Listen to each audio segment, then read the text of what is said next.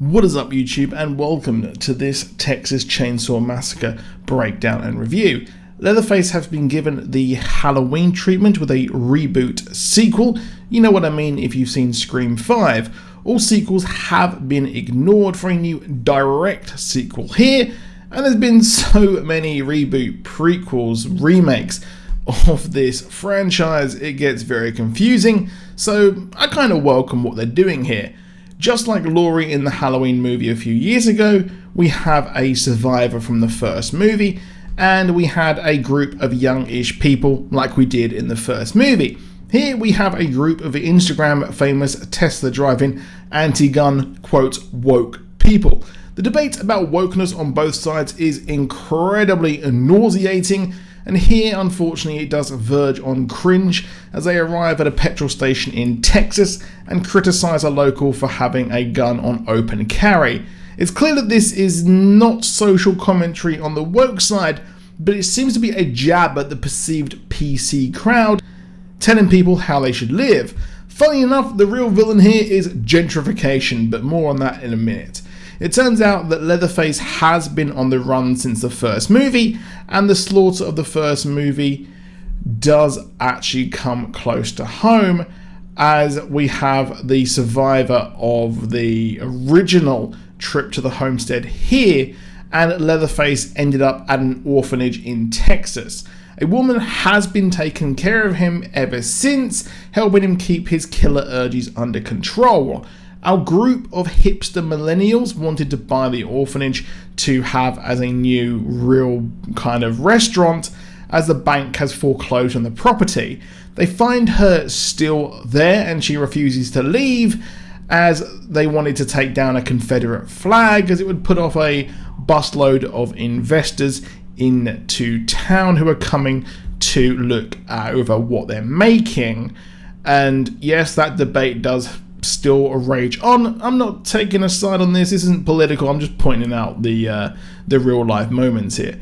Now, disgusted at this, they leave and they try to prove they own the place, as the woman has a heart attack, and we see Leatherface come downstairs and try and actually go to the hospital with her.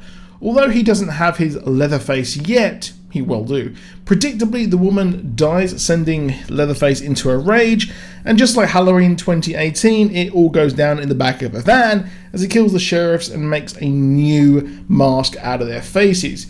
Curiously, he does manage to arrive back in town pretty quickly and cause rampage in the orphanage, killing the chef and later starting a reign of terror in town.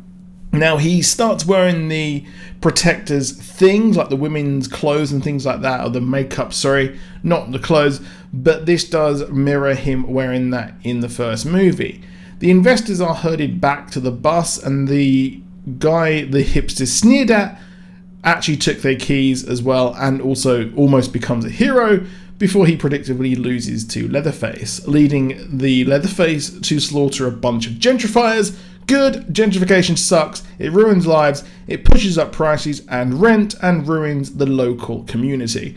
The movie's protagonists and victims are incredibly unlikable, and arguably the final girl is not that memorable to fans compared to Laurie from Halloween, making the cut and paste story a bit muted and paling in comparison.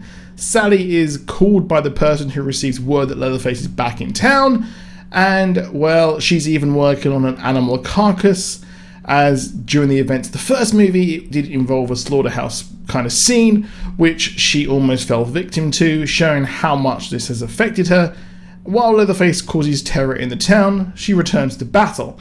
Sally arrives to help one of the sisters against Leatherface, and admittedly the movie here does get much better. The cinematography, design and ambiance looks much, much better. Leatherface is made to look like an absolute hulking menace and inflicts terror on his victims. It's a shame that the victims are corny influencers, which did ruin the first half of the movie for me, and I am sure many others. But I'm sure some people would get a kick out of these woke people getting absolutely slaughtered. There are some anti-woke people out there, aren't there? The use of the chainsaw sound is enough to elicit fear, and I think they could have gotten away with using him slowly and not been shown fully, I think. But the kills in this are pretty darn good, and admittedly, the Texas Chainsaw Massacre franchise has some of the best kills for me, if that's your thing. Now, the sound is petrifying, like I said, and scares me, or kind of like when I played Dead by Daylight. I'm a wimp.